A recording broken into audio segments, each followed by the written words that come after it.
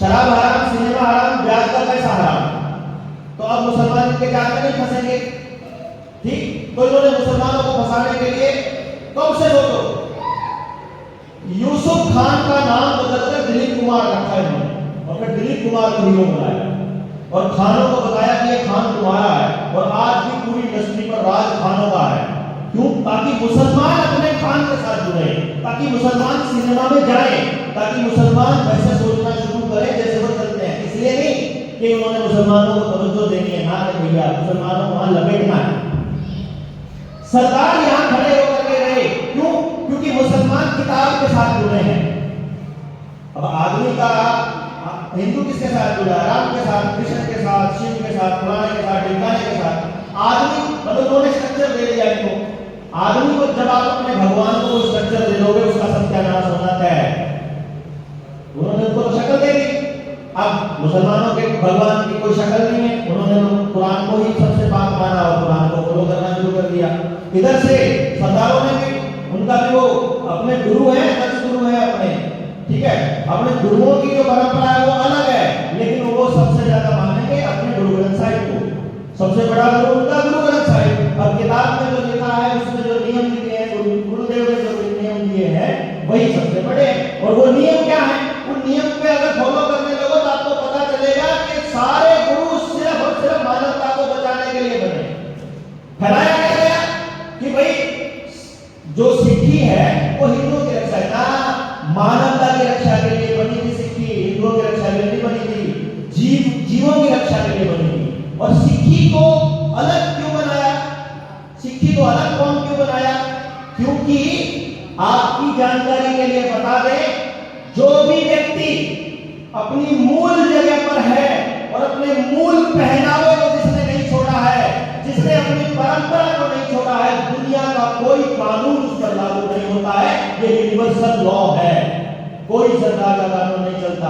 इसलिए हमारे सरकारों में, हमारे सिखों में जो निहंग सिख है, वो कोई आर्म्स एक्ट नहीं रखते, उनके ऊपर कोई आर्म्स एक्ट नहीं लगता। वो जो मर्जी हथियार रख सकते हैं और वो कहीं से भी जा सकते हैं, उनको कोई नहीं रोक सकता, कोई भी नहीं रोक सकता उनको। दुनिया की कोई सरकार नहीं रोक सकती कहीं से भी, क्योंकि वो इस धरती के असली मालिक हैं और जो अपने गांव में रहते हैं, जो वहां पर रहते हैं। इसीलिए उनको पता चला कि जो सिक्खी को मानने वाले लोग हैं, ये तो सबसे बड़ा खतरा हो गए, तो इन्होंने सिक्खी को बर्बाद करने के लिए इनके बच्चों को बाहर भेजना शुरू किया। सबसे ज्यादा लोग सरदार बाहर हैं, इनकी जड़ों से काटो उनको, इनकी जड़ काटो, सबसे पहले इनकी जड़ काटो, फिर इनके बच्चों को बताओ कि तुम सरदार हो, तुम्हारी पहचान दूर से हो जाती है। तो इनकी अगली कौम कहने लगी, मैंने पग नहीं पहननी, मुझे बोलना रहना है, मुझे अपने केश नहीं रखने।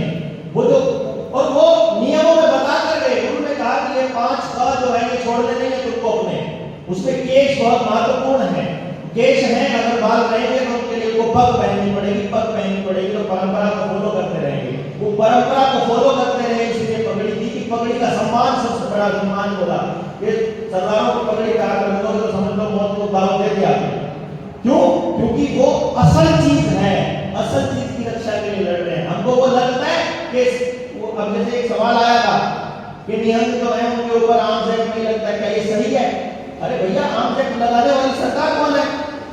मेरे घर में मेरे बच्चों को जबरदस्ती कोई टीका लगाने आ जाए, कोई इंजेक्शन लगाने आ जाए, कोई घर लूटने आ जाए और मेरे पास कोई हथियार भी ना हो, ये कौन सा कानून है भाई?